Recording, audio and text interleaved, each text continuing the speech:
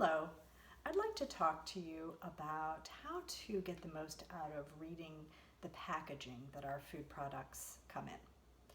So almost every food that we put into our shopping carts contains government mandated information designed to help us understand what's in the foods that we buy and how to make healthier choices to correct nutrient insufficiencies, to prevent chronic diseases, and to enhance our overall health. There are 5 types of information that I would particularly like to draw your attention to. Always check out the Nutrition Facts panel. It contains information about serving size, total calories per serving, and the nutrients along with their amounts in that serving. Also, the list of ingredients in descending order by weight. So those in the largest amounts are listed first. A good rule of thumb is that the shorter the list and the more words you recognize, the healthier it is. Food manufacturers are required to state if food products contain any ingredients that are derived from the 8 major allergenic foods: milk, eggs, fish, crustacean shellfish, tree nuts, peanuts, wheat, and soybeans. We can see on this package of crackers that it contains wheat. Next is the contact information for the manufacturer in case you have any questions or concerns and want to reach out to them. Finally is information about the sell-by or best used by date. On this package, the date appears on the lid, 7 October 2020. Let's take a closer look now at the Nutrition Facts panel. We always start at the top with the serving size because it's the basis for all the information that follows. The serving size is presented in 3 ways: as a measurement, as a weight, and as a fraction of the entire container. Our sample product has a serving size that measures 2/3 of a cup, weighs 55 grams, and is approximately 1/8 of the entire container. It's important that you compare your typical portion size to the serving size that's on the Nutrition Facts panel so that you can adjust accordingly. For example, with our sample product, if you were to eat only 1/3 of a cup, you would cut all these numbers in half. But if you were to eat 1 1/3 cups, you would need to double all of these numbers. The next thing on the panel in bold print is the total calories in 1 serving.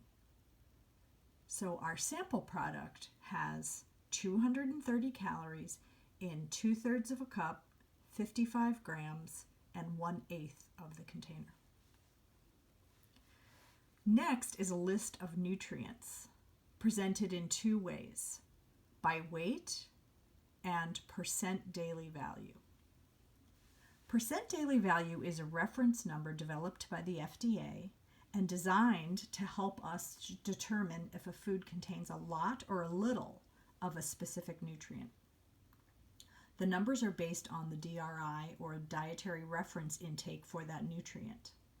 They do not take into account age, sex, or other factors that affect your daily calorie needs, but are presented as percentages of total daily intake calculated for an average person eating 2,000 calories a day. If your calorie needs are significantly more or significantly less than 2,000 calories, you'll need to adjust the percent daily values accordingly. A general rule of thumb is that 5% or less is low and 20% or more is high. We want to aim low in saturated fat, trans fat, cholesterol, sodium, and added sugars. We want to aim high for dietary fiber and vitamins and minerals. Let's start with this section, which includes the macronutrients: fat, carbohydrate, fiber, and protein. as well as 2 additional nutrients that are important for health: sodium and added sugars. When it comes to fat, the type is almost as important as the amount. Again, we want to avoid trans fat, limit saturated fat, and enjoy plenty of mono and polyunsaturated fats and omega-3 fatty acids. In our sample product, trans fat is listed at 0 grams, which is great.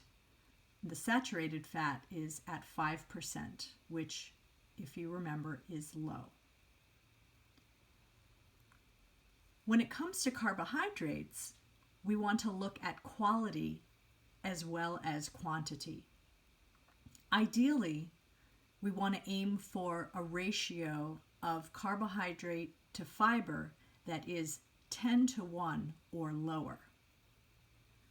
In our sample product, there are 37 grams of carbohydrate and 4 grams of dietary fiber, which gives us a ratio of approximately 9-1, which is in a good range. A ratio of 5-1 would be even better.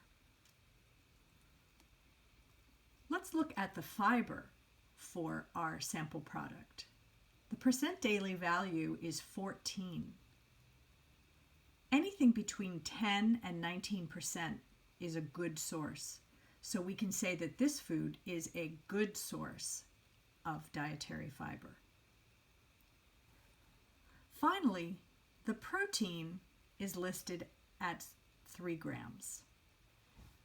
Because protein needs vary so widely depending on age and activity level, there's no percent daily value provided.